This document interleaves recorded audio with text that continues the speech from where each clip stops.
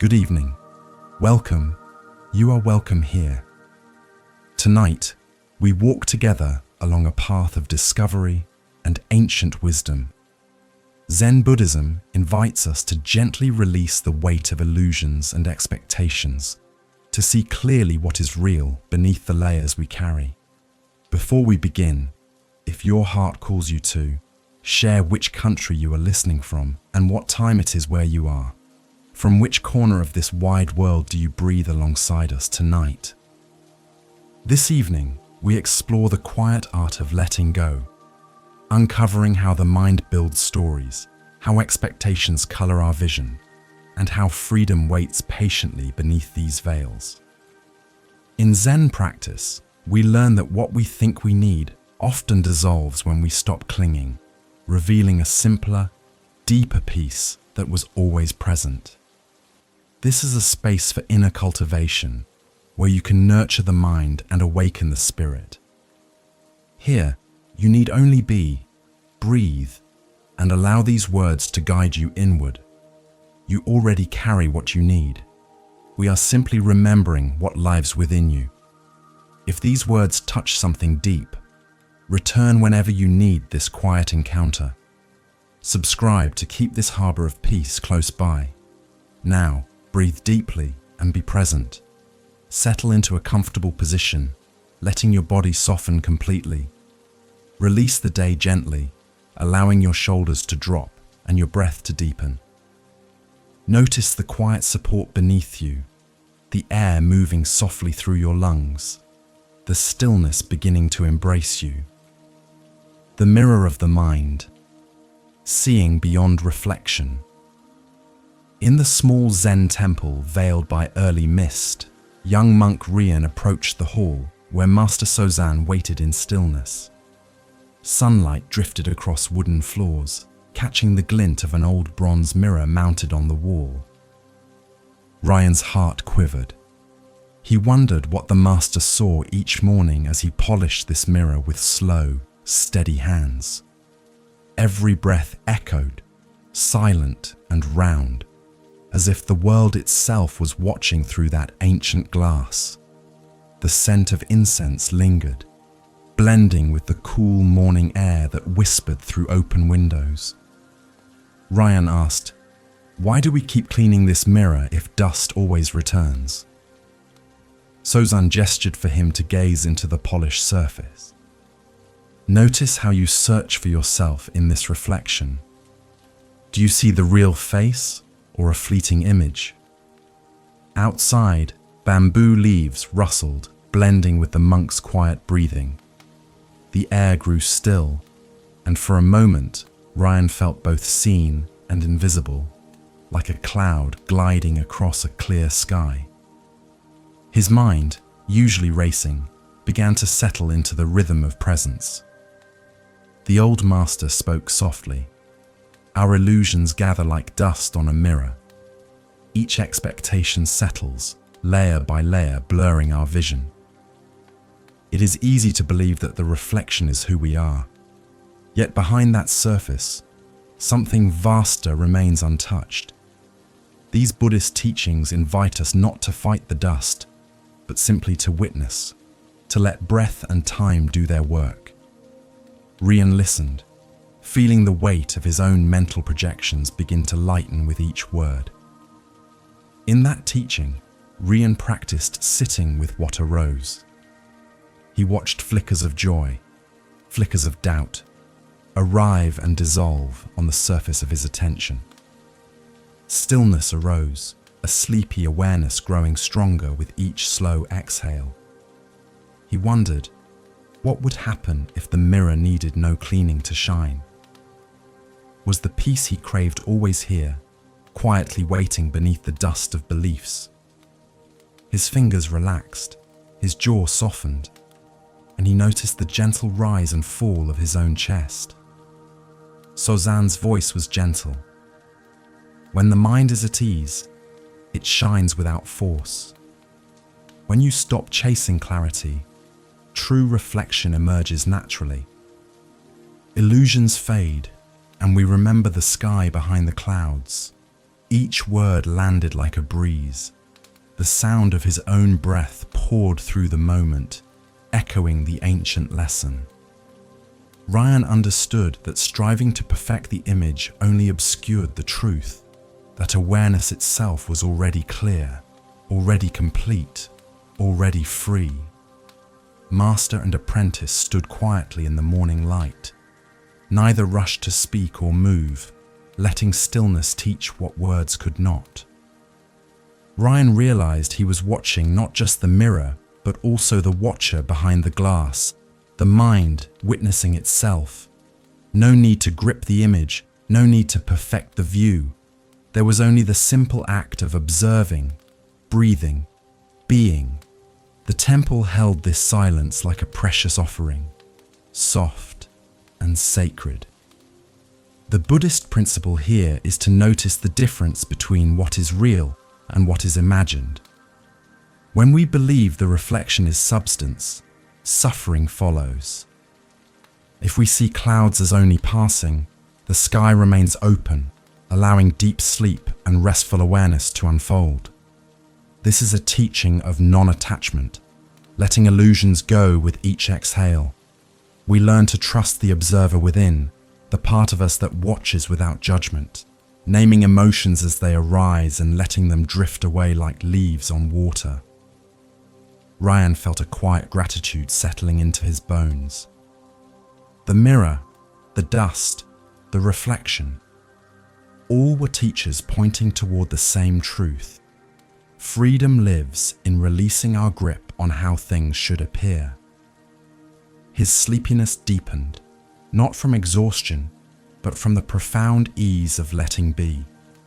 The friction of wanting dissolved, replaced by a gentle presence that required nothing, demanded nothing, simply rested in what is. Suzanne placed a hand on Ryan's shoulder, a silent blessing. The young monk bowed, feeling lighter, as though layers had fallen away without effort. The morning continued its slow unfolding, birds calling softly outside, light shifting across the polished floor. Everything remained exactly as it was, yet somehow everything felt new, seen clearly for the first time through eyes unburdened by expectation. Dogen once wrote, "When you polish a mirror, you polish your mind, but the true mirror is empty, reflecting all without clinging to any form." Now, as we move along, let your breath remain soft and easy. Next, we explore the gentle transformations that come as mountains turn to clouds, reminding us that even what seems permanent is always dancing. Mountains that become clouds, embracing the changing view. The valley slumbers beneath a blanket of dawn mist, soft and cool against the skin. Novice Hana steps into the garden surrounded by mountains that rise and vanish with each passing cloud. Each season, the peaks change color, vivid greens melting to amber, then dissolving into snowy silence.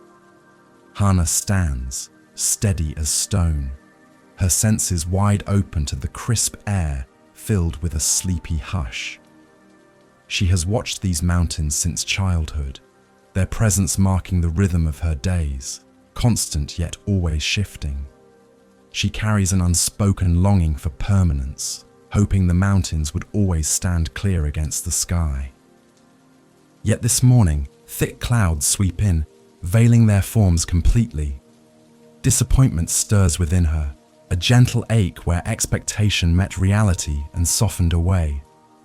Hana wonders why beauty feels most fragile, just as she circles her thoughts around it.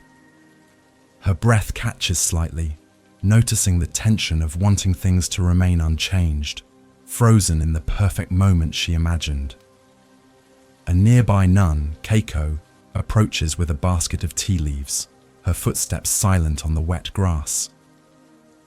She pauses, noticing Hana's wistful gaze fixed on the clouded horizon. "Why try to hold the sky in your hands?" Keiko asks softly. "The view you cherish will always change." Hannah closes her eyes for a breath, sensing the weight of wanting things not to move, not to disappear. In this present moment, the only constant is change. The fragrance of fresh tea mingles with mountain air, grounding her attention. Buddhist teachings remind us that suffering springs from resisting impermanence. This resistance feels like tension in the body, a clenching, as though the mind could freeze time or hold a shape unmoving. Yet, stillness lives most deeply, not in what is fixed, but in giving ourselves fully to each new arrival, each departing cloud. When we notice the friction of clinging, we can soften, breathe, and let the scene shift. Hannah feels this truth settling into her chest, a gentle loosening of the grip she did not know she held.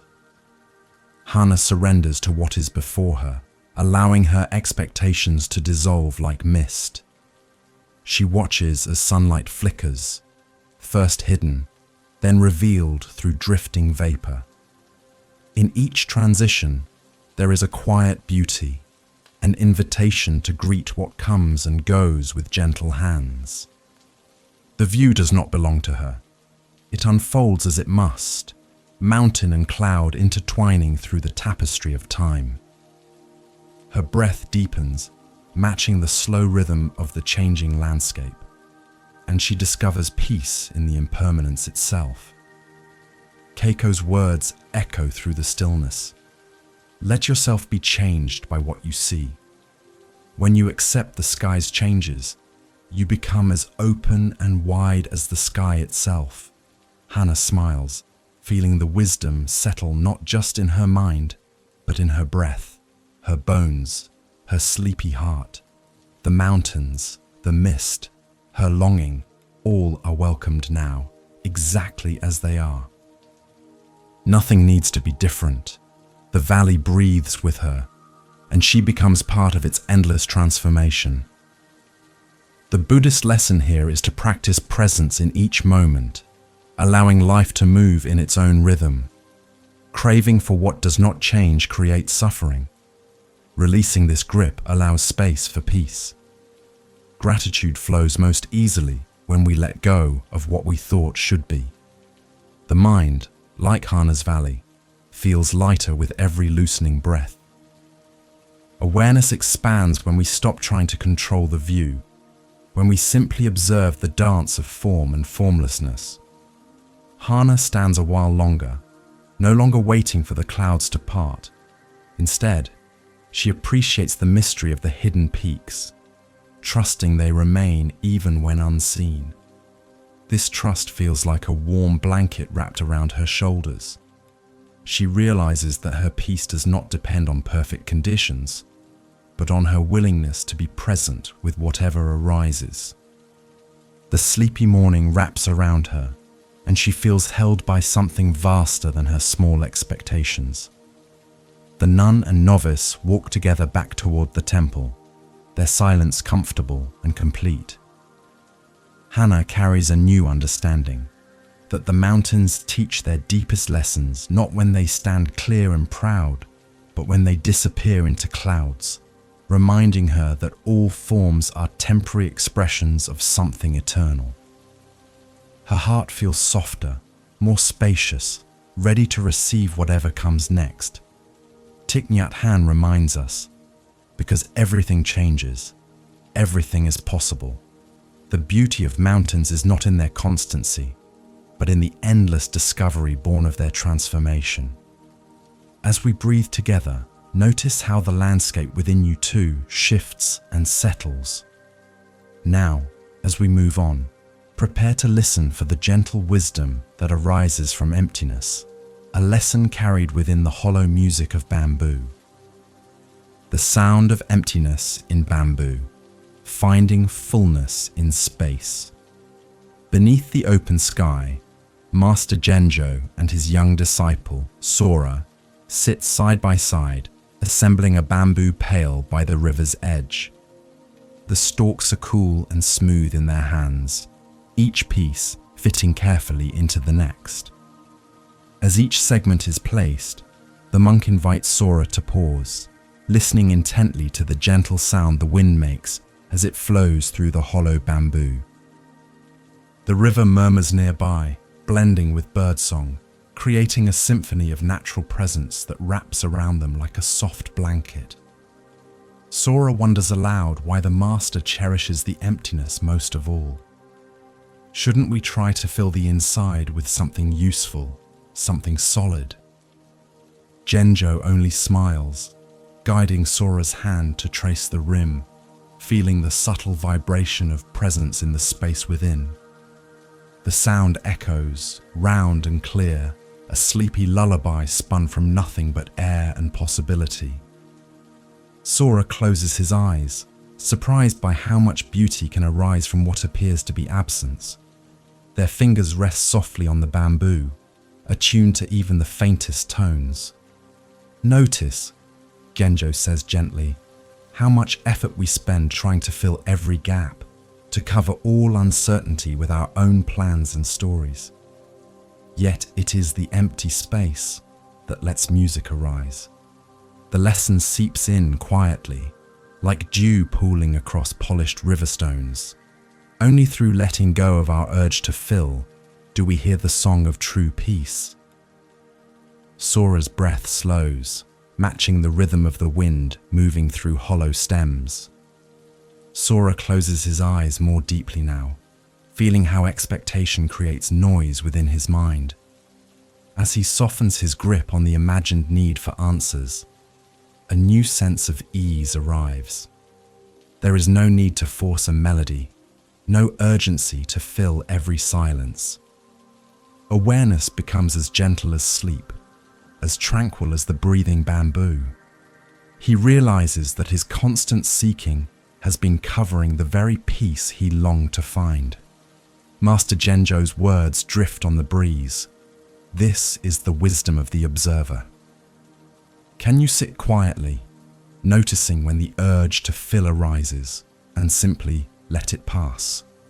Sora nestles deeper into the moment, recognizing that what is most spacious is also most free. The emptiness in the bamboo is not an absence, but a promise, a readiness to receive, to resonate, to allow life to flow through without obstruction. His whole body relaxes into this understanding. The Buddhist teaching here is a fullness found within space and the ease of relinquishing anxious striving. Awareness grows when we make room, when we surrender expectations of how things should be. Instead, we let the music of the present emerge, sweet and simple. The mind that clings to fullness misses the gift of openness. The heart that trusts emptiness discovers infinite possibility waiting patiently within the void. Genjo taps the bamboo gently, and a clear tone rings out across the water.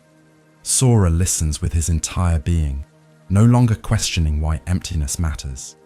He feels it now, the way space allows sound to travel, the way openness invites connection, the way letting go creates room for something beyond his small imaginings.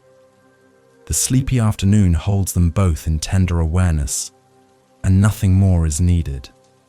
The river continues its ancient journey, carrying stories downstream. The bamboo sways gently, wind moving through its hollow core, creating whispers that sound almost like laughter. Sora smiles, understanding that he does not need to become more, achieve more, or fill himself with anything other than this simple presence. The teaching has entered not just his mind, but his body, his breath, his very being.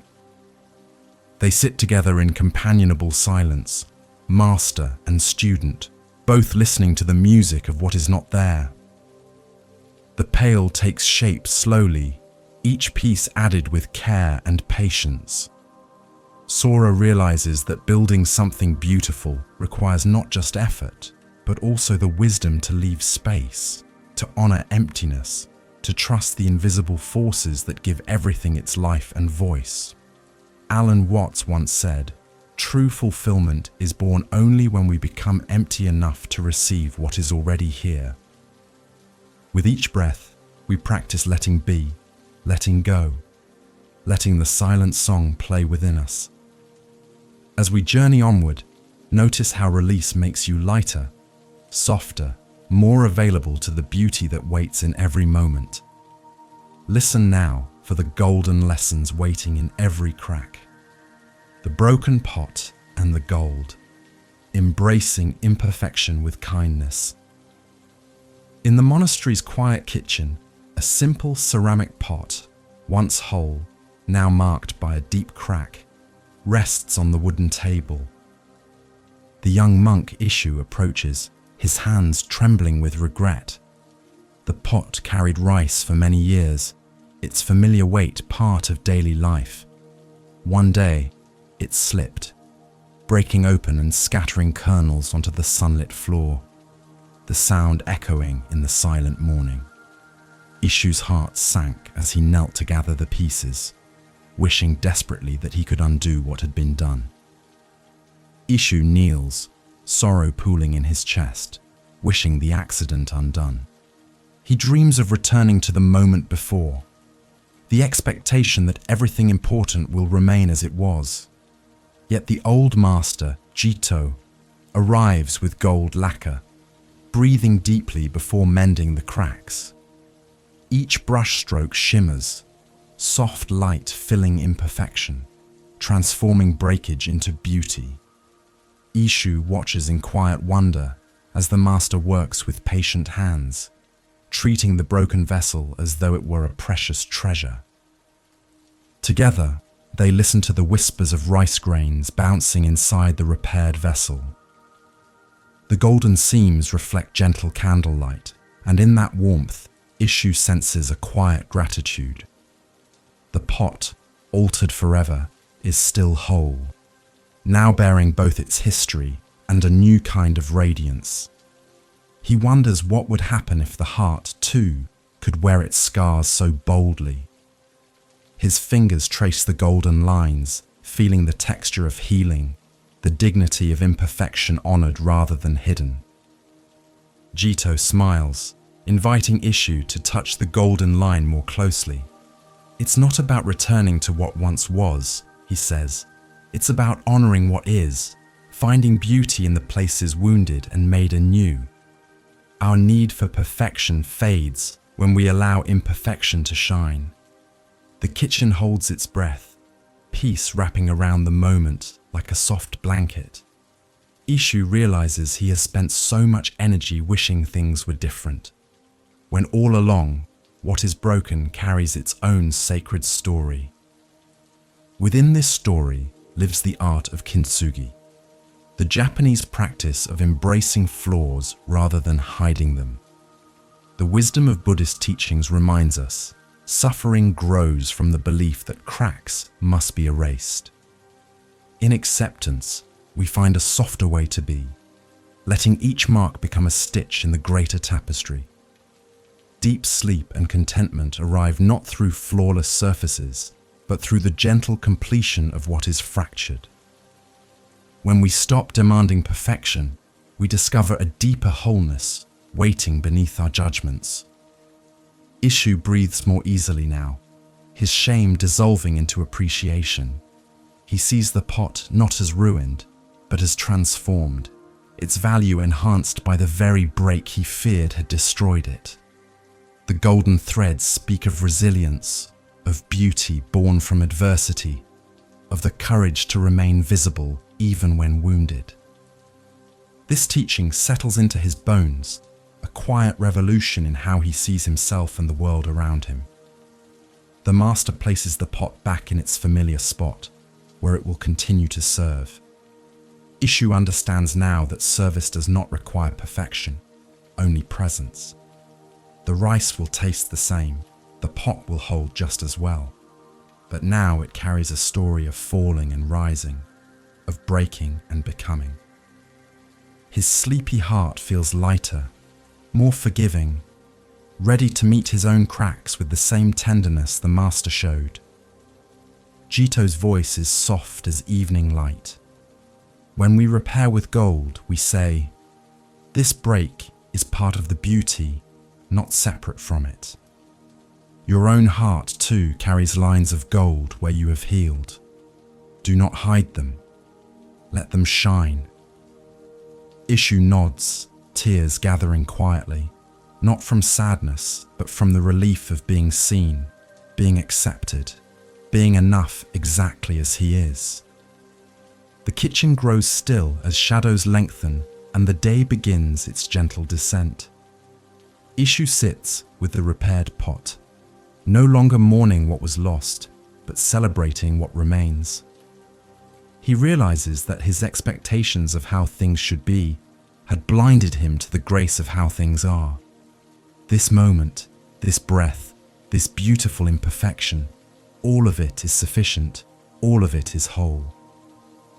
Pema Chodron reminds us, only to the extent that we expose ourselves to annihilation can that which is indestructible in us be found. Let the cracks remain visible, golden, and cherished, each scar an offering to the light. And now, with golden patience and gratitude for every mark, we follow the quiet guidance of release.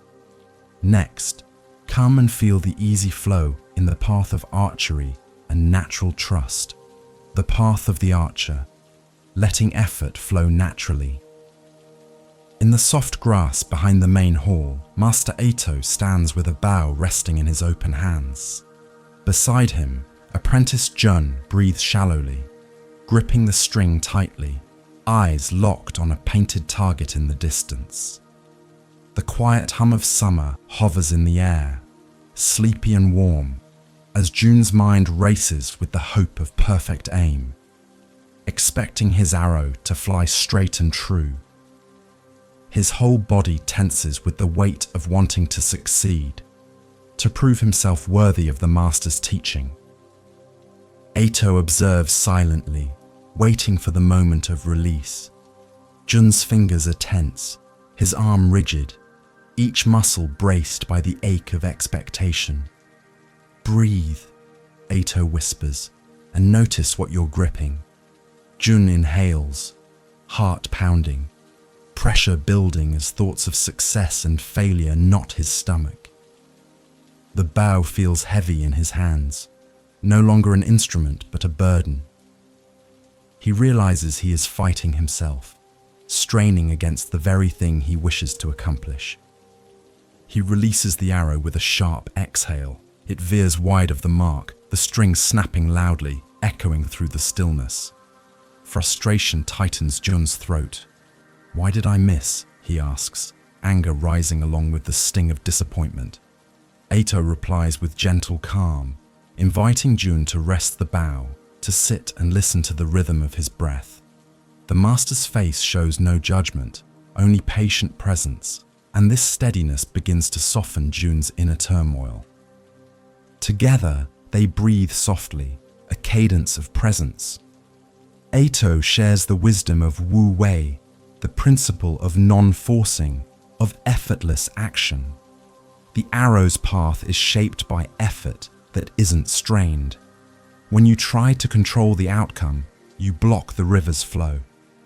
Let go of needing things to align your way and watch how easily things can unfold. Jun listens, his body beginning to unclench, his mind beginning to quiet as the teaching enters through the doorway of his breath. Jun closes his eyes, imagining what it means to act without gripping the result. Each breath softens his body, the fingers, the mind, the grip around the desire to succeed. Stillness enters, a quiet readiness that feels lighter, more awake, easier to trust. He pictures the arrow as an extension of his breath, moving not by force, but by natural release. The tension he carried begins to melt like frost under morning sun. Buddhist teachings here reflect the path of effort versus force. Trust arises not from pushing, but from settling deeply into the present moment. When we let go of what we think should happen, we allow movement to emerge with grace. Sleepy awareness blooms like an arrow traveling effortlessly through the open air. Jun feels this truth settling into his muscles, his bones, his whole being. The difference between striving and allowing becomes clear. Aito invites Jun to try again, this time with softer hands. Jun stands, lifts the bow, but now his grip is gentle. He draws the string back, feeling the tension not as struggle, but as potential. His breath flows naturally. His gaze rests on the target without fixation. In the moment before release, there is no thought, no fear, no hope, only presence, only breath, only the natural intelligence of the body knowing what to do. The arrow flies. It does not matter where it lands. What matters is the feeling in Jun's chest, a spaciousness, a freedom, a sense of rightness that has nothing to do with hitting the mark.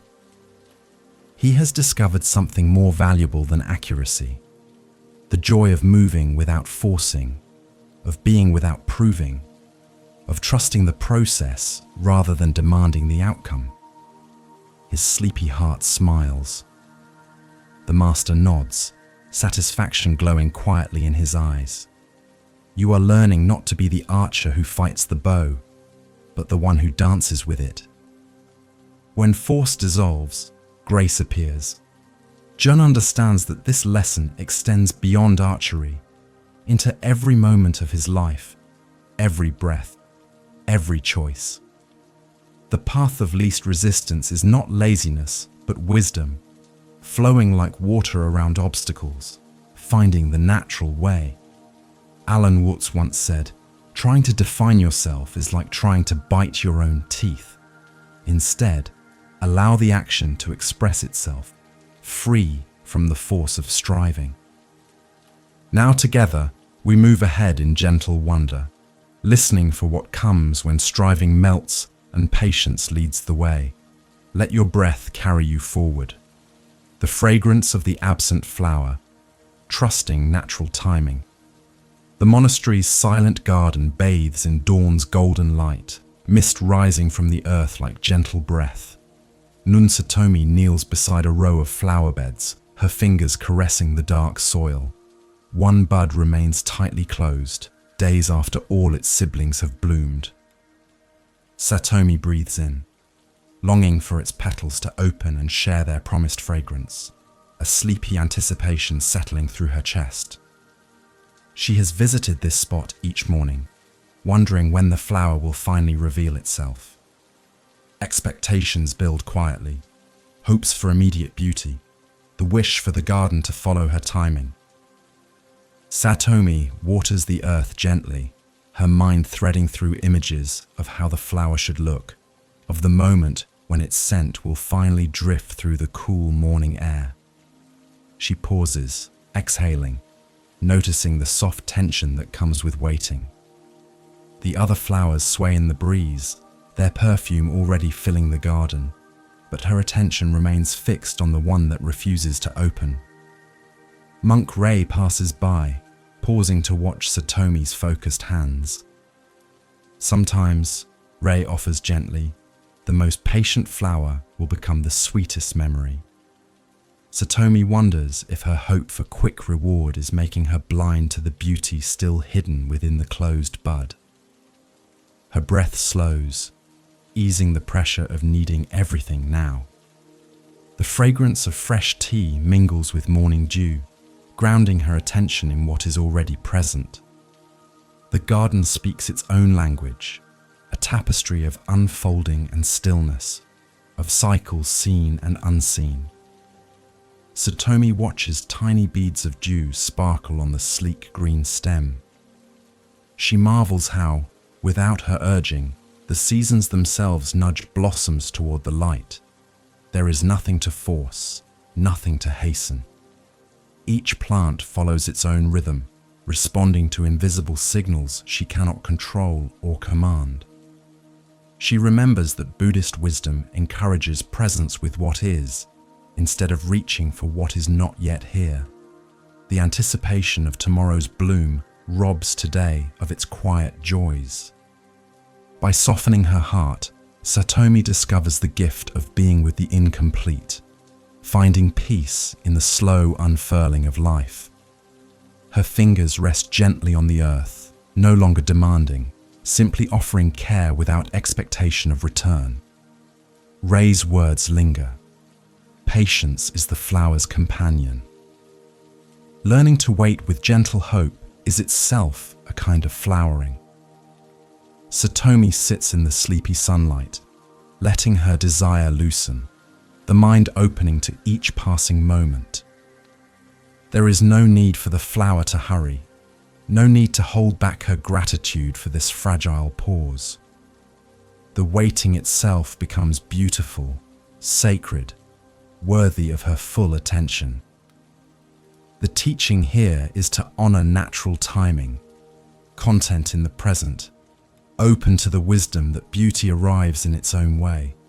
To embrace patience is to rest in acceptance, letting breath carry away pressure and letting sleepiness cradle dreams of future blossoms. Satomi feels her whole body relax into this understanding, her urgency dissolving like sugar in warm water. She notices that her impatience has been a form of distrust, a subtle belief that nature needs her worry to function properly. Releasing this grip, she discovers a deeper faith in the intelligence woven through all living things. The bud knows when to open.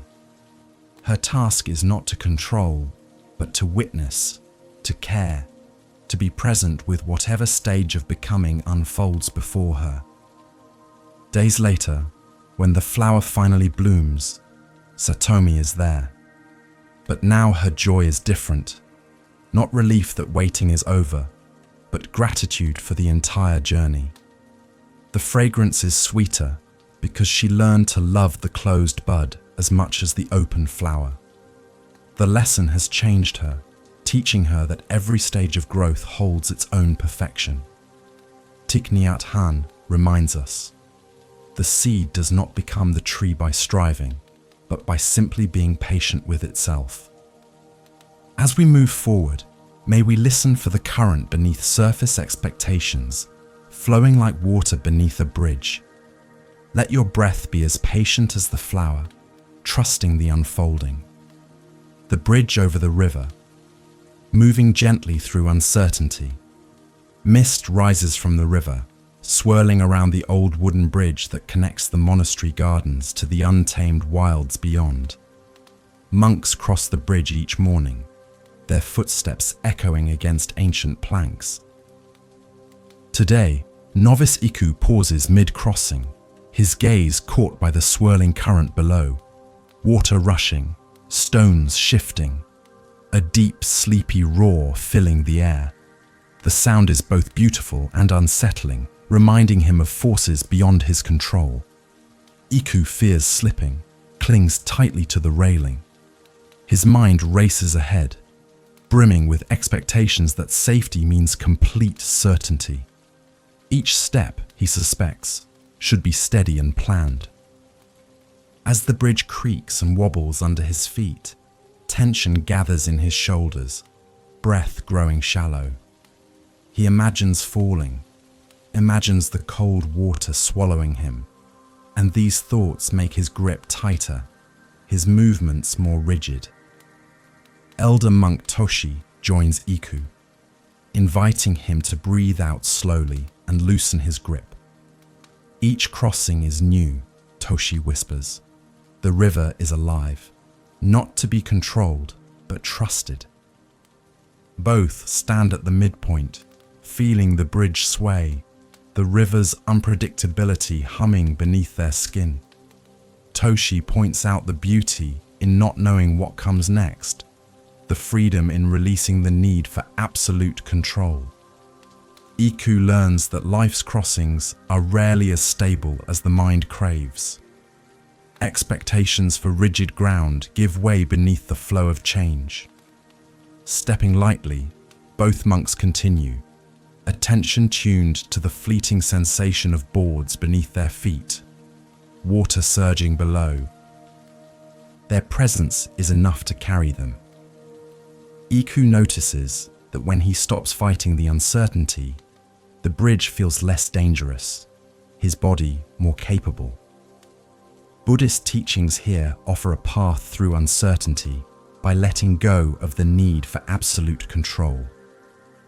When we meet turbulence, whether in rivers or in our minds, softening into trust opens the way.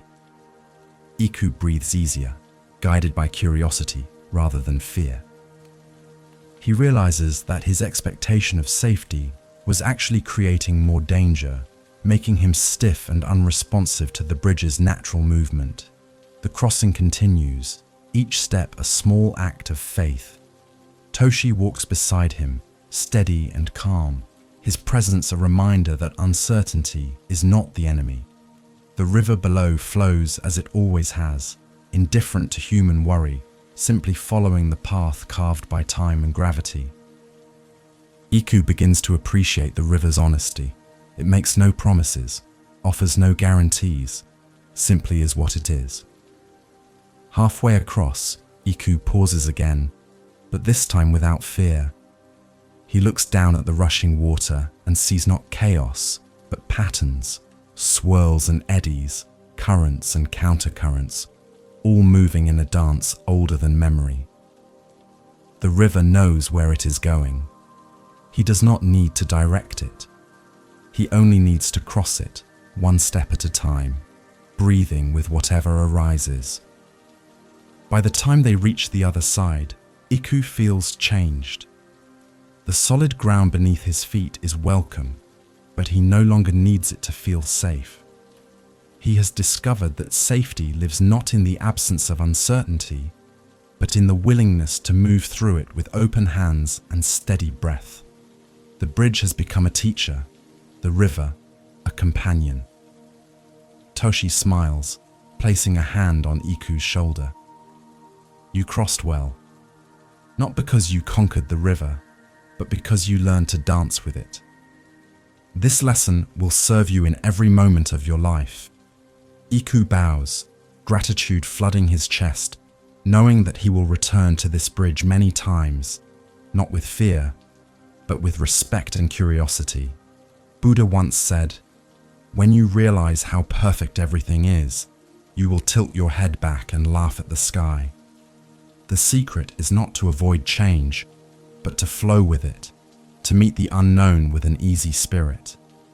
Let each crossing be unique. As we move forward from the river, notice how openness makes each moment gentler, and prepare to receive with an empty heart and an open mind. Empty bowl, open mind, receiving with humility. In the monastery's dining hall, the morning light streams through paper windows, casting soft shadows across wooden tables. Nunkaide moves between the rows carrying a steaming pot of soup, her movements slow and deliberate.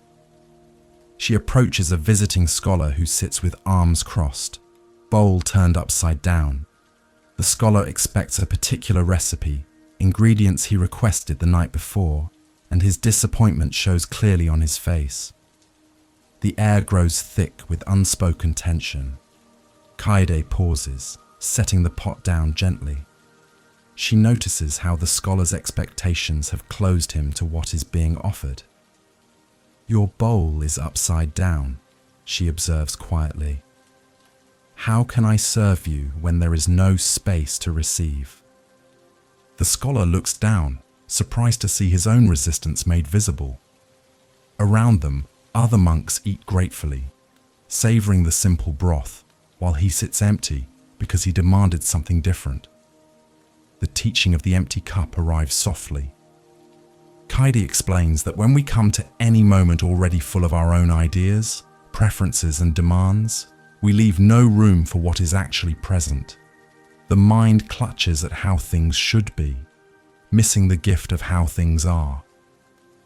The scholar's face softens as he recognizes himself in this pattern, remembering all the times his expectations blocked him from receiving grace. He turns his bowl right side up, a gesture of surrender and openness.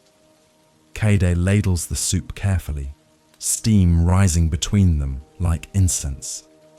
The scholar tastes, and something unexpected happens. The flavor is not what he imagined, but it is good, nourishing, exactly what his body needs. His resistance melts with each sip, replaced by gratitude for what he almost refused. Buddhist wisdom teaches that emptiness is not lack, but readiness. The empty bowl can be filled. The empty mind can learn. The empty heart can receive love without conditions. When we cling to our fixed ideas, we become like closed vessels, unable to accept the abundance flowing all around us. This sleepy morning reminds the scholar that humility opens doors, expectation keeps locked. The other monks continue their quiet meal, embodying the practice of receiving without judgment. They do not complain about what is missing or demand what is not offered. They simply eat, grateful for warmth, for nourishment, for the care woven into each bowl. The scholar watches them, learning wordlessly how presence transforms ordinary moments into sacred ones.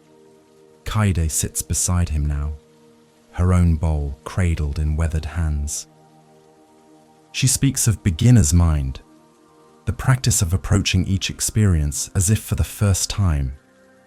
When we think we already know, we stop seeing. When we believe we have nothing to learn, we close the door to wisdom. The scholar nods, feeling how heavy his expertise has become, how much lighter he feels now that he has set it down. The soup grows cooler but tastes sweeter. The scholar realizes that what he thought he wanted would not have satisfied him as deeply as this unexpected offering. His expectations were too small, too limited by past experience. Reality, he discovers, is always more generous, more surprising, more sufficient than his plans. This ordinary meal becomes a transmission of truth. As breakfast ends, the scholar bows deeply to Kaide. She returns the gesture with a gentle smile. "You came seeking knowledge," she says, "and found it in an empty bowl. May you carry this teaching into every moment, the wisdom of not knowing, the grace of receiving, the courage to let your cup be filled by what you did not expect." The scholar leaves the hall changed, lighter, more available to the mystery. Suzuki Roshi reminds us, in the beginner's mind there are many possibilities, but in the expert's mind there are few. Empty your cup so that it may be filled. Bend to receive the teachings life offers. Now, as we continue, let us explore the wisdom of not labeling our experiences too quickly, trusting that good and bad are temporary judgments on an ever-changing journey. The farmer and the horse. Releasing judgment of events. In a small village nestled between green hills, an old farmer named Keiji lived simply with his only horse. One morning, the horse broke through the fence and galloped into the wilderness, disappearing beyond the tree line. The villagers gathered, shaking their heads in sympathy. "What terrible luck," they said. "Such misfortune." Keiji listened quietly, his weathered face calm, and replied only, "Maybe so, maybe not." His words puzzled them, but he returned to his work without complaint or despair. Days later, the horse returned, leading a herd of wild horses through the broken fence. The villagers rushed to congratulate Keiji on his incredible fortune. "What amazing luck," they exclaimed. "You are blessed." The old farmer accepted their excitement with the same steady presence, his voice soft as he repeated, "Maybe so, maybe not." The villagers laughed, thinking him strange, unable to understand his refusal to celebrate what seemed clearly good. Keiji's son began training the wild horses, working each day to gentle them. One afternoon, a spirited mare threw him to the ground and his leg broke with a sickening crack. The villagers returned, faces full of pity. What horrible luck, they mourned. your poor son, now unable to work. KG tended his son's injury with patient hands, his response unchanged. Maybe so, maybe not. The sleepy rhythm of his acceptance puzzled those who lived by constant judgment. Weeks passed, and war erupted across the land. Soldiers came to the village, conscripting every able-bodied young man to fight in distant battles. KG's son, still healing from his broken leg, was passed over, left safe at home while others marched toward uncertain fates. The villagers understood then, arriving at KG's door with wonder in their eyes. "What incredible fortune," they whispered. "Your son is saved." The old farmer smiled gently. Maybe so, maybe not. The Buddhist teaching here reveals the futility of rushing to label experiences as good or bad. Life unfolds in patterns too vast for immediate judgment. What appears as loss may seed future gain. What seems like blessing may carry hidden cost. When we practice non-attachment to outcomes, we free ourselves from the exhausting cycle of elation and despair. KG's wisdom lives in his refusal to cling to any story, remaining open to mystery. The farmer tends his land with steady hands, neither celebrating nor lamenting the constant changes swirling around him. He understands that each event is merely a thread in a tapestry too large to see while standing close. His equanimity is not indifference but wisdom, the deep knowing that reality moves in rhythms beyond human judgment. This peaceful acceptance allows him to meet each moment with presence rather than resistance. The villagers begin to learn from KG's example. They notice how their own judgments create suffering, the desperate clinging to what they call good, the fearful rejection of what they label bad. When they soften these rigid categories, they discover more space to breathe, more freedom to respond rather than react. The old farmer becomes a living lesson in the art of being with what is. Seasons turn, and more unexpected events arrive. Droughts and rains, births and deaths, gains and losses. Through it all, KG maintains his steady presence, his gentle refusal to decide too quickly what anything means. He has discovered that peace lives not in controlling circumstances, but in releasing the need to label them. His sleepy heart rests in acceptance, trusting the unfolding without demanding explanations. The story spreads beyond the village, carrying its medicine to distant ears. People recognize themselves in the villagers, always judging, always certain, always wrong in their certainty. They begin to practice KG's phrase, "Maybe so." These 4 words become a key unlocking the prison of fixed perspectives, inviting curiosity where judgment once ruled. The old farmer's quiet wisdom ripples outward like stones dropped in still water. Alan Watts reminds us, the only way to make sense out of change is to plunge into it, move with it, and join the dance. Release your grip on labeling events and discover the freedom waiting in the space between good and bad. As we breathe together, notice how judgment creates tension and how release brings ease. Now, let us explore what happens when we set down the heavy bags we carry. The weight of the backpack, releasing unnecessary burdens. A young disciple named Taro prepares for a mountain pilgrimage, carefully packing his large backpack with items he believes essential for happiness and security. Books of wisdom, extra robes, precious stones, letters from loved ones, dried flowers from his childhood garden. Each object carries meaning, and he cannot imagine leaving any behind. The weight settles across his shoulders as he begins the climb, his breath already laboring before the path grows steep. Other pilgrims pass him lightly, their small bundles barely visible, but Taro clutches his possessions tighter. The first hill leaves him gasping, sweat pooling at his temples. His expectations of what he needs clash with the reality of what his body can carry.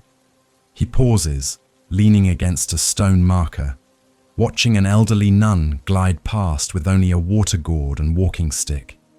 She smiles at him knowingly, her eyes twinkling with understanding.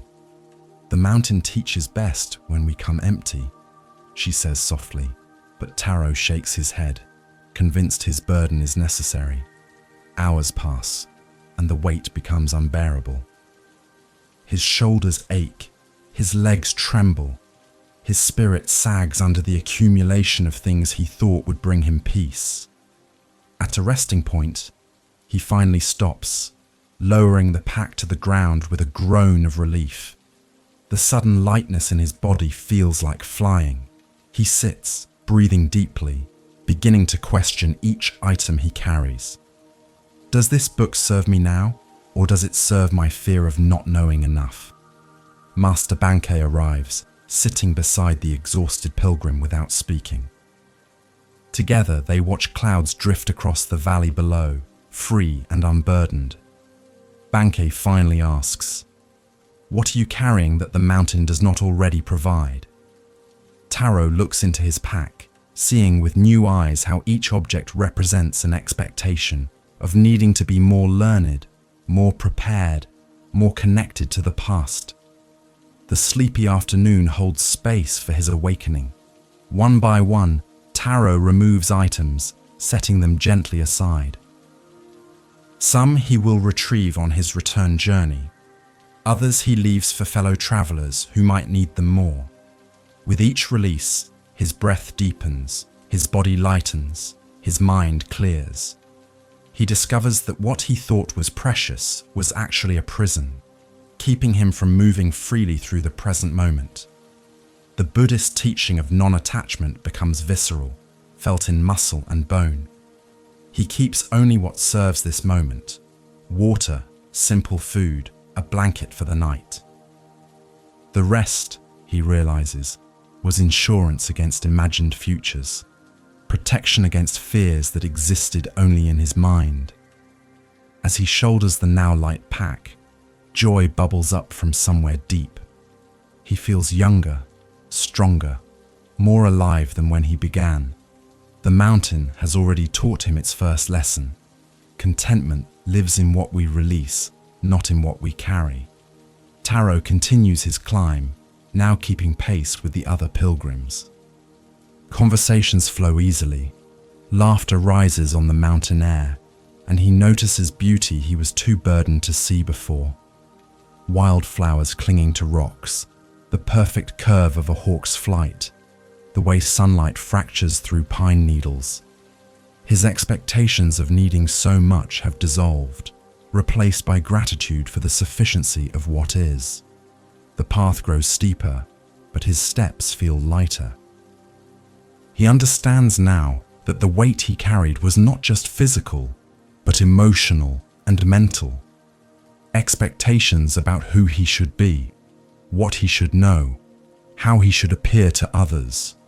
Releasing these invisible burdens matters more than dropping the visible ones. His sleepy heart smiles with the wisdom of simplicity.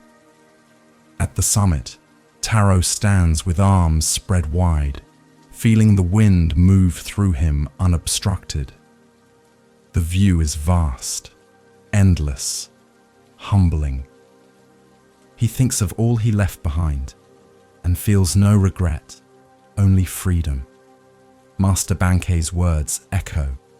We carry so much, yet need so little. The journey teaches us the difference. Taro bows to the mountain, to the sky, to the lightness now living in his chest. Bankei reminds us, let go of what you think you need and discover what you already have. The path opens when the hands open. Contentment is not found in accumulation, but in the courage to travel light. As we move forward, notice what invisible weights you carry and practice the gentle art of setting them down. Now, let us explore how even nature teaches the wisdom of patience when we stop demanding it grow on our schedule. The you that would not grow. Trusting hidden processes. In the monastery courtyard, a small yew tree stands barely taller than when it was planted 3 years before. The young monks who tend the garden gather around it, disappointment clouding their faces. They water it faithfully, protect it from harsh winds, whisper encouragements as they were taught, yet it remains stubbornly small while other trees shoot upward with visible progress. Their expectations of growth, of visible success, press against the reality of this patient tree. Monk Daichi kneels beside the yew, running his fingers along its dark green needles. He remembers planting it with such hope, imagining how it would provide shade for future generations. Now, he wonders if they chose the wrong location, the wrong season, the wrong tree entirely. His sleepy frustration mingles with genuine care as he questions what more he could do to force the growth he desires. Old gardener Sato approaches, her steps slow and measured. She has tended this land for 40 years, watching trees rise and fall, understanding rhythms invisible to eager young eyes. "What troubles you?" she asks, though she already knows. Daichi explains his disappointment, his sense of failure, his fear that all their effort has been wasted. Sato smiles gently, gesturing for him to look more closely at the tree itself. "Kneel here," she instructs, "and notice what you cannot see." Together they examine the base of the yew, and Sato carefully brushes away some soil, revealing thick, spreading roots that have traveled far underground. "The tree has been growing all along," she explains, "just not in the direction you were watching. It builds its foundation first, anchoring itself deeply before reaching skyward. Your expectations measured the wrong dimension." Daichi feels something shift in his chest, a release of the pressure he placed on visible results. He has been measuring success by what shows above ground, forgetting that the most important work often happens in darkness, in silence, in spaces hidden from casual observation. The Buddhist teaching here speaks to faith in unseen processes, trust in timing that does not match human impatience. The young monk sits back, breathing more easily now. He thinks of his own practice, how he judges himself by external progress while ignoring the deep roots growing in his understanding, his compassion, his patience. Like the yew, his most significant growth may be invisible to others and even to himself. This thought brings unexpected peace, releasing him from constant self-measurement. Sato shares that the yew is one of the longest living trees, some surviving thousands of years. They are never in a hurry, she says. They know something we forget, that true strength requires deep roots, and deep roots require time. If this tree grew quickly, it would topple in the first strong wind. Its slowness is wisdom, not failure. The sleepy afternoon wraps around them both, a blanket of acceptance. Days become weeks, and Daichi's relationship with the yew transforms. He no longer approaches it with demands or disappointment, but with curiosity and respect. He waters it faithfully, not to force growth, but to support whatever process unfolds in its own time. His expectations have loosened their grip, allowing him to be present with what is, rather than anxious about what should be. Years later, long after Daichi has taken on other responsibilities, he passes the yew and stops in wonder. It has finally begun its upward journey, branches spreading with quiet confidence. But more importantly, he realizes the tree has already given its greatest teaching, that patience is not passive waiting, but active trust in processes larger than our understanding. The tree's slowness was never a problem to solve, but an invitation to wisdom. Thich Nhat Hanh reminds us, the oak tree and the cypress tree do not grow from each other's seeds. Each follows its own nature, its own timing. Do not demand that life match your schedule. Trust the intelligence woven through all growing things. As we continue, let your breath be as patient as roots spreading underground, trusting what you cannot see. Now, let us discover the beauty of service without recognition. Service without witnesses, finding freedom in anonymity. Deep in the night, when all the monastery sleeps, old Nun Tamiko rises from her mat and moves silently through the dark halls. Her hands carry a worn cloth and a bucket of water, tools for cleaning the temple floors that will welcome morning prayers. No one watches, no one knows, no one will praise this midnight labor.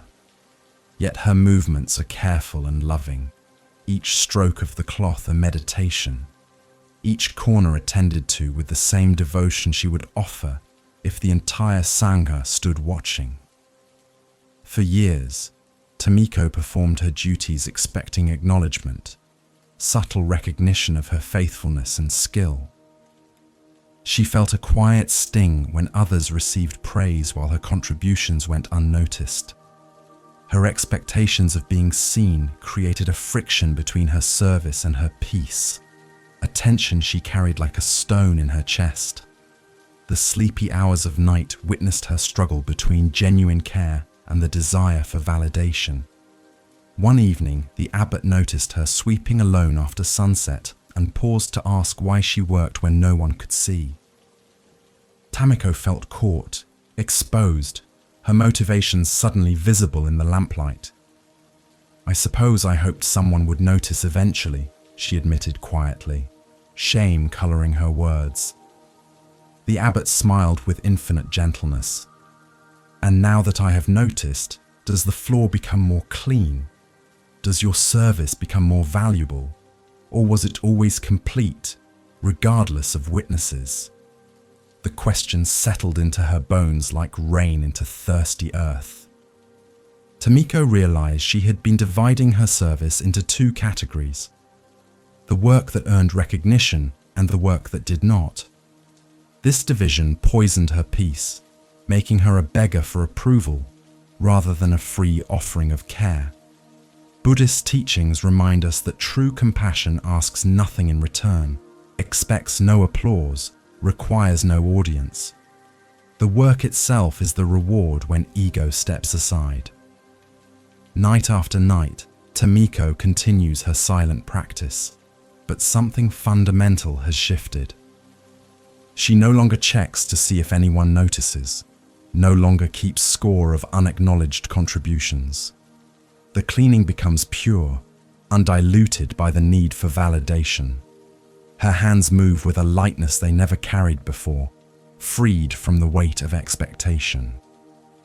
The temple floors shine not because she seeks credit, but because this is her gift to the community she loves. She discovers an unexpected joy in anonymity, a sweetness in service without witnesses. When no one knows who cleaned the meditation hall, everyone can feel grateful without directing it toward a single person. The gratitude becomes spacious, shared, belonging to the whole rather than claimed by one. Tamiko finds herself smiling in the darkness, understanding that she has stumbled upon a secret freedom, the liberation of acting without needing the story of being seen. Other nuns begin to notice subtle changes in Tamiko, though they cannot name what feels different. Her presence carries less tension, more ease. She no longer positions herself where praise might find her, no longer grows quiet when others receive recognition. Instead, she radiates a gentle contentment that seems to have no external source. Her sleepy peace becomes contagious, inviting others to examine their own relationship with recognition. The teaching here cuts through a fundamental illusion that our value depends on being witnessed. True service flows from fullness, not from need. When we release our grip on acknowledgement, we discover that the doing itself satisfies something deeper than ego. Tamiko's midnight cleaning becomes a form of meditation. each movement an expression of love that asks nothing, expects nothing, simply gives, because giving is its own completion. Years pass, and Tamiko's hair turns completely silver. Young nuns sometimes catch glimpses of her late-night practice and ask why she continues when rest would be easier. She pauses, cloth in hand, considering how to share what she has learned. When you serve without needing credit, she finally says, you discover that you are not the doer, but the witness of doing. Freedom lives there, in the space between action and identity. This confuses them now, but seeds planted in darkness often bloom in their own time. Jack Cornfield reminds us, if your compassion does not include yourself, it is incomplete. But true self-compassion does not demand recognition. It rests in the sufficiency of being, the completeness of offering, without counting returns. As we journey onward, notice where you seek validation and practice the gentle courage of letting that need dissolve. Now, let us explore what happens when we search outside for treasures that live within. The fisherman and the moon. Finding what we seek within. On the edge of a quiet lake, fisherman Aichi casts his net into moonlit waters, expecting the big catch that will finally bring satisfaction and security. Night after night, he returns to this same spot, hoping the lake will deliver what he seeks. His expectations grow heavier with each empty net, disappointment settling like silt in his heart. The sleepy water reflects the full moon perfectly, but Aichi's eyes see only what he lacks, not what is already abundantly present. Tonight, his net pulls up nothing but water and moonlight. Frustrated, he nearly throws the net down in anger, but something stops him. In the tangled mesh, he sees the moon's reflection trapped and shimmering, silver light dancing in droplets. For a moment, he forgets his disappointment, mesmerized by the beauty he accidentally captured. The moon was here all along, he whispers to himself, and I was too busy hunting for fish to notice. An old hermit sits nearby, warming his hands over a small fire. He has watched Aichi's nightly ritual with patient eyes, waiting for this moment. You have been fishing in the moon's reflection, the hermit observes gently. No wonder your net comes up empty. What you seek is not in the lake, but in the sky. And what you truly need is neither in the lake nor the sky, but already within you. Aichi sinks onto the bank, suddenly exhausted by months of striving.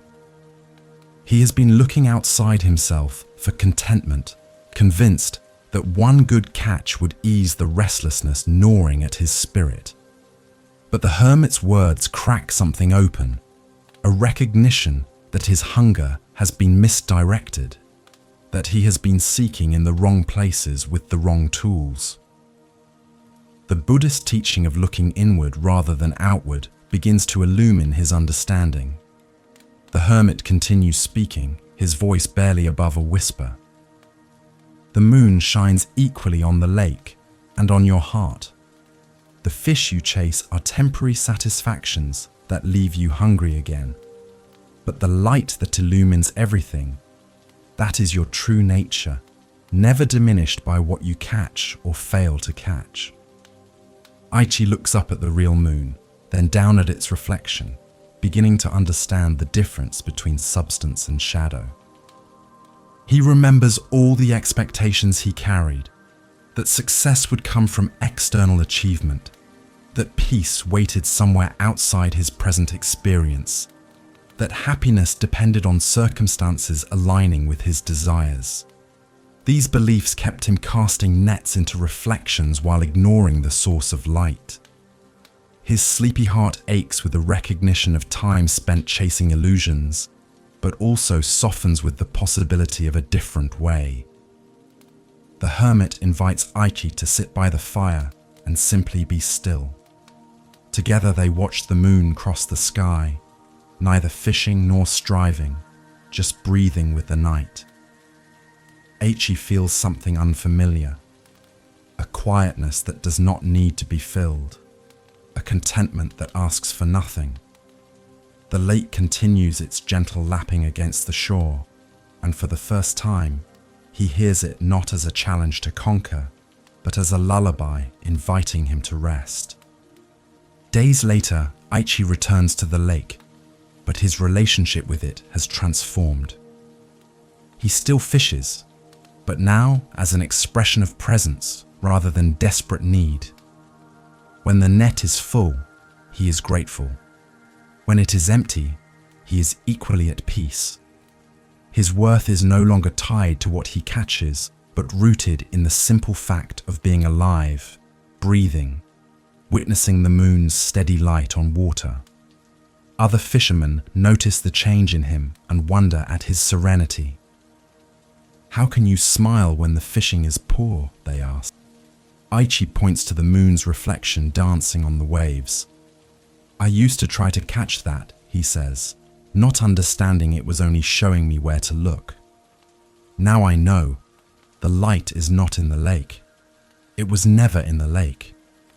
And somehow, knowing this makes even empty nets feel full. Dogen reminds us, to study the self is to forget the self. To forget the self is to be enlightened by all things. When you stop seeking outside, you discover the treasure within has been waiting all along, patient as moonlight, constant as breath. As we continue our journey, let your searching soften and notice what is already here. Now, let us receive the simple gifts hidden in unexpected places. The blanket of the present, valuing what is already here. Young novice Kenta arrives at the monastery carrying nothing but the clothes on his back and a heart full of expectations. On his first cold night, the elder monk Fumio brings him a blanket, worn soft by decades of use, its colors faded, small patches visible where tears have been mended with careful stitches. Kenta accepts it with barely concealed disappointment, having imagined the monastery would provide new things, fresh starts, pristine belongings that matched his vision of spiritual life. The sleepy evening finds him comparing what he received to what he expected. He wraps the old blanket around his shoulders, feeling its weight, noticing how it carries the scent of incense and cedar. Despite its age, the blanket provides warmth, its fibers still holding heat close to his body. Yet his mind fixates on what it lacks: brightness, newness, the sharp edges of something untouched by other hands. His expectations create a barrier between himself and the gift, keeping him from receiving what is actually being offered. Fumio sits beside him in the dim candlelight, sensing the young man's struggle. "That blanket," the elder says quietly, "was woven by hands no longer with us. It has warmed 3 generations of monks through countless winters. Each patch tells a story of care, of someone noticing a weakness and taking time to repair rather than discard. The threads that hold it together are also threads that connect you to everyone who came before." Kenta runs his fingers over a patch near the edge, feeling the slightly different texture where old and new fabric meet. He had not considered that this worn blanket carried history, that its age made it more valuable rather than less. Buddhist teachings whisper through Fumio's words. The present moment, exactly as it is, contains everything we need. Our resistance to what is creates the only poverty we truly suffer. Slowly, Kenta's perception shifts. He looks at the blanket with new eyes, seeing not what it lacks, but what it offers: proven warmth, the touch of caring hands, connection to a lineage of practice. His expectation of newness dissolves, replaced by gratitude for something tested and true. The blanket becomes more beautiful as his appreciation deepens, its patches transforming from flaws into badges of resilience and love. That night, wrapped in the old blanket, Kenta sleeps more soundly than he has in months. The warmth feels different now, not just physical but spiritual, as though the prayers and dreams of previous monks still linger in its folds. He realizes he has spent so much of his life waiting for better circumstances, newer opportunities, shinier experiences, while overlooking the sufficient grace of what already surrounds him. Morning arrives with frost on the windows and gratitude in Kenta's heart. He folds the blanket carefully, treating it with reverence he did not feel the night before. Fumio watches this small ceremony with a knowing smile. "You have learned quickly," the elder observes. "Most spend years rejecting the present before discovering it was always enough." The young monk bows, understanding that his first teaching came not from words, but from accepting what is with open hands. Weeks pass, and Kenta notices this lesson extending into every corner of his life. He stops wishing for different weather, different tasks, different companions. Instead, he practices receiving each moment as the blanket he needed, perhaps worn, perhaps unexpected, but sufficient, warm, woven with care by forces beyond his understanding. His sleepy contentment grows as his expectations shrink. Other novices arrive, and Kenta watches them receive their own old blankets with similar disappointment. He remembers himself in their faces but does not lecture. Instead, he simply models gratitude, treating his blanket with visible care and appreciation. Some notice and grow curious. Others remain lost in their expectations. He understands now that the teaching arrives only when readiness and humility create space for it. Thich Nhat Hanh reminds us, "The present moment is the only moment available to us, and it is the door to all moments." When we honor what is rather than craving what might be, we discover the extraordinary hidden within the ordinary. As we move forward together, practice wrapping yourself in the present moment like a beloved blanket. Now let us explore the wisdom of releasing control and trusting the process. The potter's breath, trusting the unfolding process. In the pottery shed behind the temple, Master Potter Yuto kneels before his wheel with young disciple Hiro watching intently. Clay spins between Yuto's weathered hands, rising and falling in response to pressure too subtle for the novice to perceive. Hiro expects to see a perfect vessel emerge according to plan, the outcome predetermined and controlled. But Yuto works differently, breathing with the clay, feeling its personality, allowing it to suggest its own shape. The master's hands guide but do not force, suggesting direction but remaining open to surprise. Sometimes the clay collapses, and Yuto simply gathers it back into a ball and begins again without frustration. Sometimes an unexpected curve emerges, and he follows it rather than correcting it. Hiro grows anxious watching this apparent lack of control, his expectations of mastery clashing with Yuto's fluid responsiveness. The sleepy afternoon fills with the wet sound of spinning clay and the master's steady breathing. What if it becomes something other than you intended? Hiro finally asks, unable to contain his concern. Yuto smiles without looking away from his work. Then it becomes what it was meant to be, which is always more interesting than what I planned. The clay has wisdom too. My task is to listen as much as to shape. This answer confuses the young disciple, who believed skill meant total control over outcomes. Yuto invites Hiro to place his hands over the spinning clay without touching it, to feel the vibration and heat. Close your eyes, the potter instructs. Notice how the clay is alive, responding to moisture, to speed, to the temperature of the room. It is not inert material waiting for me to impose my will. It is a partner in creation. When I force my vision too rigidly, the clay resists and cracks. When I listen and adapt, we make beauty together. Buddhist teachings flow through this lesson like water through cupped hands. The principle of Wu Wei, of effortless action, means acting fully while releasing attachment to specific results. Yuto pours his skill and attention into the process but holds his expectations lightly. This paradox, complete engagement without rigid control, creates space for grace to enter.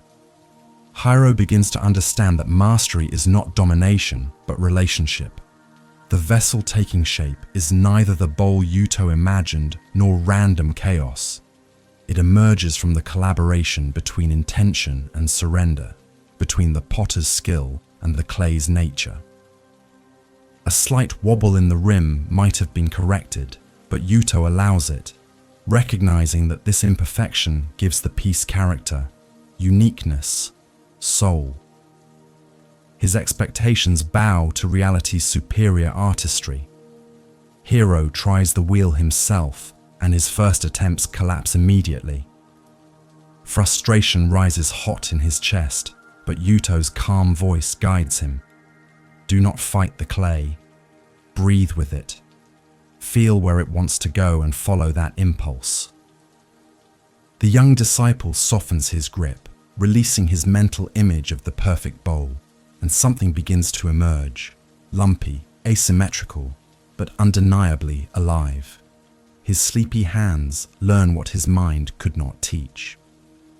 The Buddhist lesson here speaks to every aspect of life, not just pottery. When we grip our plans too tightly, we strangle possibility. When we remain present to what is actually happening rather than fixated on what should happen, we participate in creation rather than fighting it. Yuto's pottery becomes a meditation on trust, on the courage to begin without knowing the ending. Days turn to weeks, and Hiro's vessels improve not because he controls them better, but because he listens more carefully. He learns to feel when the clay is too wet, when his hands are too tense, when his expectations are blocking the flow. Each pot becomes a teacher, showing him where he tried to force and where he remembered to trust.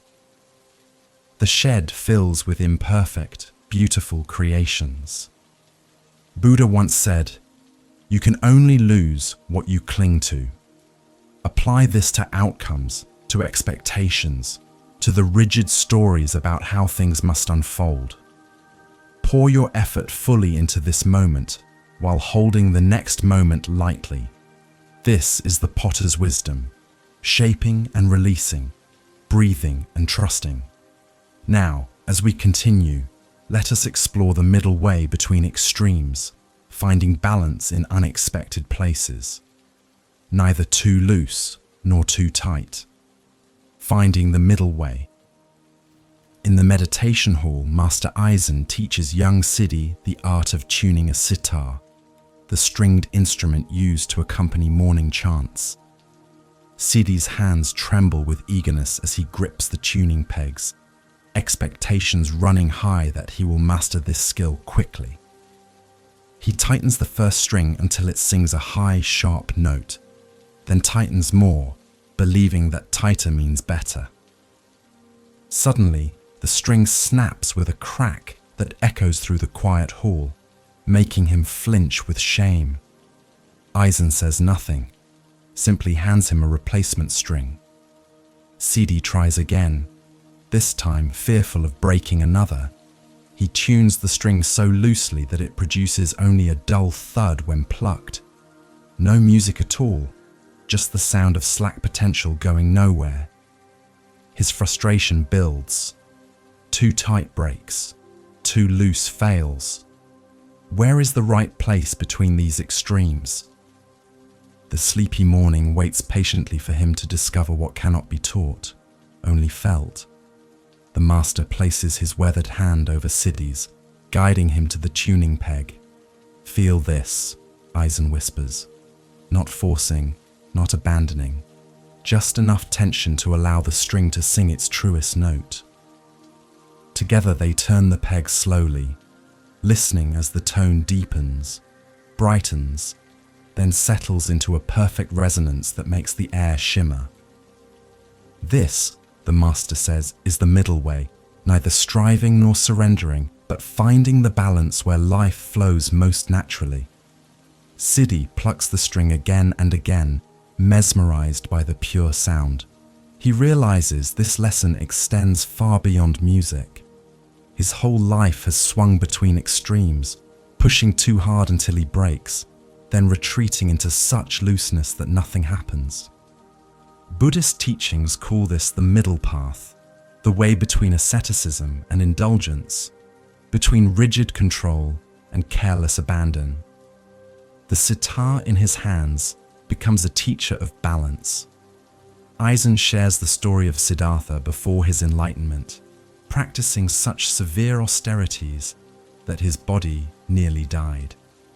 When that extreme failed to bring awakening, he accepted food and care, finding the middle way between self-denial and self-indulgence.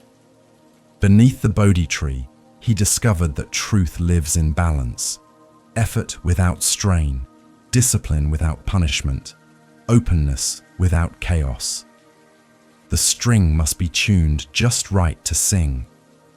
Siddhi begins applying this wisdom to his meditation practice. He notices when his concentration becomes so tight it creates headaches, and when it grows so relaxed, he simply daydreams. He learns to find the place between, alert but easy, focused but flowing. His expectations of forcing enlightenment give way to a gentler allowing, a patient presence that neither grasps nor abandons. The middle way feels like coming home to a place he never knew existed. Days pass, and the sitar becomes Siddhi's daily practice in balance. Each morning, he tunes it carefully, using his ears and his heart to find that sweet spot where the strings vibrate with maximum beauty. Some days he finds it quickly, other days he overshoots, undershoots, circles around it. But gradually, his hands develop memory, his ears develop sensitivity, his whole being learns the language of just enough. The teaching ripples outward into every aspect of life. How much food to eat, neither starving nor stuffed. How many words to speak, neither silent nor chattering. How intensely to work, neither lazy nor exhausted. The middle way appears everywhere once Siddhi learns to look for it. His sleepy heart discovers that peace lives in this balanced place, that extremes create suffering while equilibrium creates space for joy. Other students notice the change in him and ask his secret. He invites them to tune the sitar, letting the instrument teach what words cannot fully convey. Some understand immediately, others need time. But the lesson is always available, waiting in the space between too much and too little, ready to sing its truth to anyone willing to listen with patience and care. Dogen reminds us, the way is perfect, like vast space where nothing is lacking and nothing is in excess. When we release our grip on extremes, we discover the natural harmony that was always present, waiting beneath our striving and resisting. As we journey onward, notice where your life is tuned too tightly or too loosely, and practice finding the balance. Now, let us explore what it means to be truly free. The flight of the bird, discovering freedom in being. A young monk named Akio sits beneath a cherry tree, watching sparrows leap from branch to branch. He carries a deep longing for freedom, convinced it will come only when he achieves something great: enlightenment, recognition, mastery of difficult teachings. His expectations create a cage of perpetual inadequacy. No matter what he accomplishes, it never feels like enough to grant him the liberation he craves. The sleepy afternoon holds his restless seeking, like a mother holds a fevered child. One sparrow catches his attention, a small brown bird with nothing remarkable about it. It does not soar like an eagle or sing like a nightingale. It simply hops, pecks at seeds, ruffles its feathers in a dust bath. Yet watching it, Akio senses something he cannot name, a completeness, a sufficiency, a freedom that asks for nothing it does not already possess.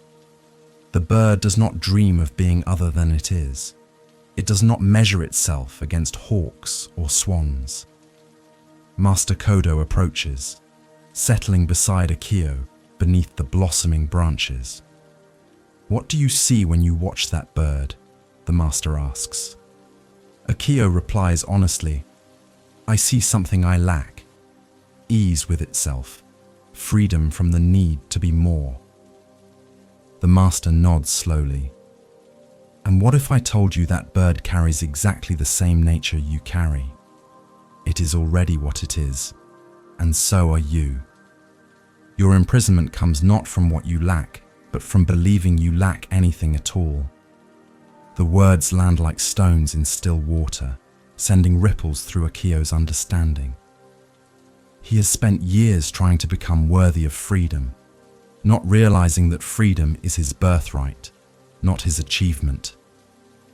Buddhist teachings point to this truth. Enlightenment is not gained but recognized. We are not broken things needing repair, but whole beings who have forgotten our wholeness. The bird never forgot. It flies not because it earned wings, but because flying is its nature. Akio watches more closely as the sparrow takes flight, launching itself into air with absolute trust. It does not question whether it is good enough to fly, skilled enough, worthy enough. It simply opens its wings and goes, trusting what it is. The young monk feels something cracking open in his chest. The rigid shell of expectations, of measuring, of comparing himself to imagined standards. What if he too could simply be what he is without apology or striving? The master speaks again, his voice soft as falling petals. You think freedom waits at the end of some long journey, but the bird teaches differently. Freedom is what remains when you stop demanding to be other than you are. Every moment you spend trying to improve yourself, you miss the perfection of being yourself.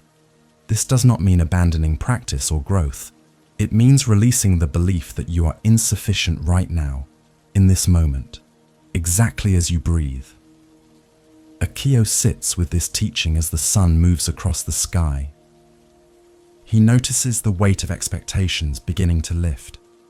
Expectations of who he should be, how fast he should progress, what kind of monk would be acceptable. Beneath these layers of should, he discovers a quiet presence that has always been there, patient and complete, waiting to be noticed. His sleepy heart whispers a truth he has been too busy to hear. You are already free. Days become weeks, and Akio's practice transforms. He still meditates, still studies, still serves, but now from fullness rather than lack. The bird becomes his teacher, reminding him daily that being is enough, that existence itself is the miracle, that freedom lives in accepting rather than achieving. When doubts arise about his progress, he returns to the cherry tree and watches sparrows simply being sparrows. Other monks notice something different in Akio, a lightness, an ease, a lack of the desperate seeking that once defined him. Some ask what changed. He struggles to explain, finally offering, "I stopped trying to fly and discovered I already had wings." They do not understand, but he no longer needs them to. The bird's teaching is his now, a secret freedom carried in the ordinary act of breathing, walking, being alive without demanding more. Thich Nhat Hanh reminds us, the miracle is not to walk on water, but to walk on the earth in the present moment. Freedom comes not from becoming extraordinary, but from embracing the extraordinary nature of your ordinary existence. As we continue, let your expectations of who you should be dissolve like morning mist. Now, let us rest in the deep silence where all illusions finally come to peace. The silence of the seasons, trusting the wisdom of waiting. Winter settles over the monastery like a soft exhale, blanketing the gardens in pristine snow. The community gathers in the meditation hall, surrounded by stillness so complete it seems to hum. All the plants rest beneath frozen earth, invisible and seemingly dormant. Young monks fidget with impatience, expecting answers to their questions, clarity for their confusion, visible progress on their spiritual paths. But the abbot simply sits, breathing with the season, modeling the patience winter teaches. Monk Yumi breaks the silence with a hesitant question. How long must we wait before something happens, before we understand, before we feel different? Her expectations of rapid transformation press against the reality of slow, invisible growth. The abbot opens his eyes slowly, a gentle smile touching his weathered face. Look outside, he invites. Do you see the garden rushing? Does the frozen ground demand that spring arrive ahead of schedule? Nature knows something we forget, that waiting is not wasted time, but necessary preparation. The community turns their attention to the windows, where snow continues its patient descent. Beneath that white blanket, seeds are changing in darkness. Roots are strengthening in silence. Bulbs are gathering energy for future blooms. Nothing visible is happening, yet everything essential is occurring. Buddhist teachings remind us that the most profound transformations happen in hidden places, in quiet times, in spaces beyond our ability to measure or control. Yumi feels her frustration beginning to soften. She has been treating her practice like a project with deadlines, expecting results on her timeline. But the seasons do not negotiate. Winter takes exactly the time winter requires. Spring cannot be forced into early arrival, no matter how desperately we long for warmth. The sleepy silence of snow-covered fields becomes a teaching more eloquent than any words. The abbot continues speaking, his voice barely above a whisper. We live in a world that demands constant productivity, visible achievement, measurable progress. But the deepest wisdom grows in silence, in stillness, in the willingness to not know for longer than the mind finds comfortable. When you practice letting go of expectations, you create space for understanding to emerge in its own timing. This is the gift of winter, the courage to trust what cannot yet be seen. Other monks nod, recognizing their own impatience in Yumi's question. They have all felt the pressure to demonstrate growth, to prove their practice is working, to show transformation that others can witness and validate. But sitting here in winter's embrace, they begin to understand that the most significant changes may never be visible to external eyes. What matters is not performance, but genuine becoming. Days stretch into weeks, and the community settles more deeply into winter's rhythm. Meditation periods lengthen, conversations grow quieter. Expectations about when things should happen gradually release their grip.